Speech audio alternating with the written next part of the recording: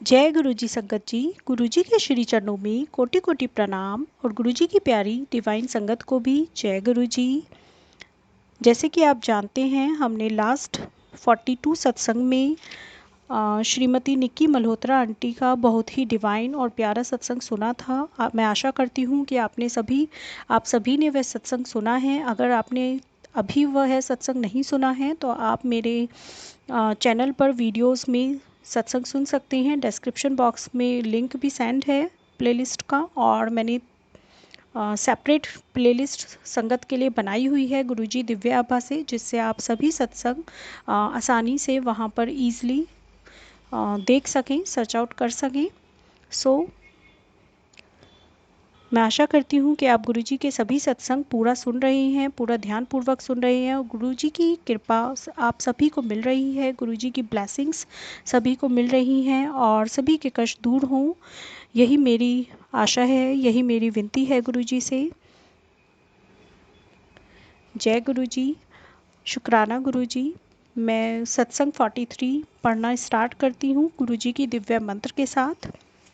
ओम नमः शिवाय, शिवजी सदा सहाय। ओम नमः शिवाय, गुरुजी सदा सहाय। ये सत्संग नितिन जोशी अंकल का है, गुड़गांव से। वास्तविक संपदा के स्वामी अंकल जी अंकल जी लिखते हैं, यदि आप उनकी भौतिक काया के आर पार उनको देख सकते हैं तो आपको उनका पूर्ण संरक्षण प्राप्त होगा। गुरुजी के साथ रहते हुए मेरे लिए यही सबसे मुख्य रहा है। महत्वाकांक्षाओं के मोह माया जाल में फंसे रहने के कारण उनका वास्तविक रूप पहचानना कठिन हो जाता है। गुरुजी के साथ आपकी आशाएं पूर्ण होती हैं, यद्यपि जो आप चाहे वह सदा नहीं मिलता, क्योंकि वह आपके लिए उचित नहीं रहा होगा, परंतु इनके पीछे हम सबको अज्ञात उनकी सच्चाई है। इस मोह माया की अजय दीवार पर चढ़कर ही आप उनकी उस संपदा का सौंदर्य देख सकते हैं, किंतु यह इतना सहज नहीं है जितना आप सोच रहे होंगे। निश्चित रूप से वह आपको परखेंगे। यदि मैं उनके शब्दों का भावार्थ करूं तो वह आपको नींबू की भांति निचोड़ देंगे और वृक्ष की भांति जोर जोर से हिला देंगे। मेरे पूर्व कर्मों और संस्कारों के कारण दिव्यात्मा ने मुझे अपने पास आने दिया। मेरे लिए गुरुजी का वर्णन करना अत्यंत कठिन है, मन भाव विभोर हो जाता है। यदि गणेश उनका वर्णन नहीं कर पाए तो मैं कौन होता हूँ। हम गुरुजी के पास बिना किसी आशा या कष्ट के गए और उनकी आकर्षण शक्ति हमें उनके पास बार बार खींचकर ले गई। तनावों से मुक्ति। मैं सेवकों के लिए नाश्ता लेकर मंदिर जाता था। गुरुजी उस समय प्राय पाठ कर रहे होते थे। मेरे माता पिता शुक्रवार का व्रत रखते थे। इसका अर्थ था कि खट्टा खाना तो दूर की बात थी, हमारे लिए उनको छूना भी निषेध था। उस दिन शुक्रवार था और मेरी माँ ने ऐसा कुछ भी करने से मना किया था। उस दिन मेरे वहाँ पहुँचने से पूर्व गुरुजी पाठ कर शीघ्र ही बाहर आ गए थे। जैसे ही मैं वहाँ पहुँचा, गुरुजी ने अपने एक सेवक सुदामा को शीतल पेय लाने के लिए कहा।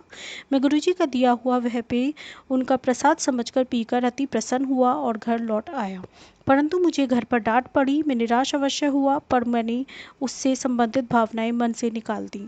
शाम को हम मंदिर गए। गुरुजी प्रसन्नचित्त थे और सत्संग के लिए बैठ गए। हम बहुत ध्यान से सुन रहे थे। अपने स्वभाव के अनुरूप उन्होंने स्पष्ट तो नहीं किया, किंतु व्रतों के बारे में कहा कि इस व्यर्थ प्रथा का कोई तात्पर्य नहीं है। साथ ही उन्होंने कहा कि आप भगवान के घर में हैं, जैसा वह कहते हैं करिए और अन्य अर्थहीन माध्यमों के द्वारा उनके पास पहुंचने की चेष्टा मत करें। 2 क्रिकेट बॉल के आकार का लड्डू। कभी कभी गुरुजी भक्तों को सचखंड देकर उन पर कृपा करते हैं। सचखंड उनका वह प्रसाद है जो चमत्कारिक रूप से उनके हाथ से प्रकट होता है। कई अवसरों पर मैंने उनके हाथ में चमत्कार होते देखे हैं। डॉलर नोट, स्वर्ण कर्ण फूल, गरम हलवा, मिश्री में लिपटी हुई बर्फी, चॉकलेट और वनीला की बर्फी, मोतीचूर और बेसन के लड्डू, हिमाचल प्रदेश की विशिष्ट टोपी आदि। एक दिन गुरुजी एक भक्त के यहाँ भोजन के लिए गए थे। लंगर परोसा गया और प्रथा के अनुसार संगत ने गुरुजी से पहले खाया। उनके पास कुछ अधिक देर तक बैठने की कामना से मैंने शीघ्रता से लंगर समाप्त किया और उनके निकट आकर बैठ गया। वह सीधे बैठे हुए थे, उनकी कलाई उनके घुटने पर टिकी हुई थी। मुझे प्रतीत हुआ कि गुरुजी प्रसाद देंगे। दिव्य आकांक्षा के अनुकूल ही वह सब संभव है। मुझे संभवतः इसी बात का आभास दिलाना चाह रहे थे। मेरा ध्यान उन्हीं पर केंद्रित था। केंद्रित था। लंगर के पश्चात जैसे संगत एकत्रित हुई, वार्तालाप आरंभ हो गया। मैं गुरुजी की मुट्ठी देख रहा था। जैसे ही उन्होंने उसे खोला, उसमें से एक लड्डू प्रकट हुआ, जैसे कोई रबड़ के गोला हो, और जो उनके हाथ खुलने के साथ बड़ा होता गया। पहले तो कुछ भी असामान्य नहीं लगा, फिर सब कुछ समझ में आया। जैसे जैसे मुट्ठी खुल रही थी, उसका आकार भी बढ़ रहा था। मेरे पिता सेना में सेवारत थे और जालंधर से उनका स्थानांतरण हो गया था। हम सामान बंद कर रहे थे। लकड़ी के बक्से, लोहे के बक्से, बोरियां आदि, उन पर नंबर लगाने का कार्य शेष था, और सब चारों ओर बिखरे हुए थे। शाम को गुरुजी घर आए थे। उनके प्रवेश करते ही बिजली जाने से अंधेरा हो गया। वह बोले, इमरजेंसी लाइट 13 नंबर बक्से विच है। गुरुजी स्वभावतः ऐसे बोलते हैं कि लगता नहीं कि उसमें कुछ विशेष है जब तक आप उस पर विचार नहीं करें। सामान पर नंबर भी नहीं लगे थे।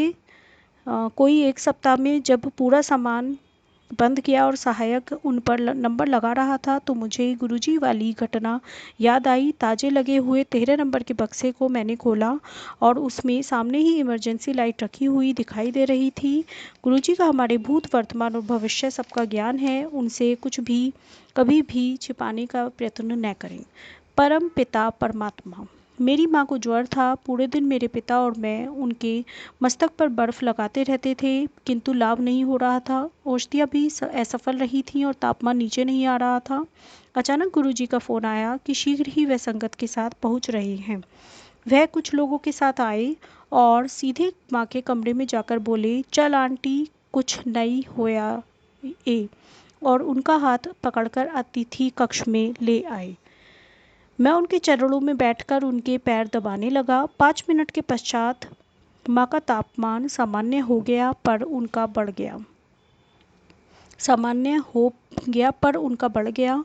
स्पष्ट है कि वह गुरुजी का बढ़ गया। स्पष्ट है कि वह हमारे कष्ट आने पर अंतरित कर लेते हैं। क्या इस संसार में और कोई ऐसा कर सकता है? हमारे प्रारब्ध कर्म इस जीवन में हमारे सुख दुख का निर्णय करते हैं, किंतु कोई हमारे दुख अपने ऊपर अंतरित कर ले, वह तो ईश्वर ही हो सकता है। जय गुरु जी। अनंतम अनंतम शुक्राना गुरु जी। बहुत ही प्यारे सत्संग थे। ये सभी सत्संग नितिन जोशी अंकल के हैं, गुड़गांव से। गुरुजी की सभी संगत का बहुत बहुत शुक्राना, जिन्होंने भी जो भी ये सत्संग सुन रहे हैं और सभी संगत को सेंड कर रहे हैं, जिससे गुरुजी की कृपा दृष्टि अपनी सभी संगत पर पड़े और सभी के कष्ट दूर हों, सभी के दुख दूर हों, और हमेशा हमेशा हमें अपने गुरुजी हमेशा हमें ऐसे ही दुलार करते रहिए, हमें अपने श्री चरणों से जोड़े रखें। सत्संग पढ़ने में मुझसे कोई भी गलती हुई हो तो प्लीज़ प्लीज़ मुझे माफ़ कर दीजिएगा गुरुजी एंड गुरुजी की डिवाइन संगत जी। जय गुरुजी। अनंतम अनंतम शुक्राना गुरुजी।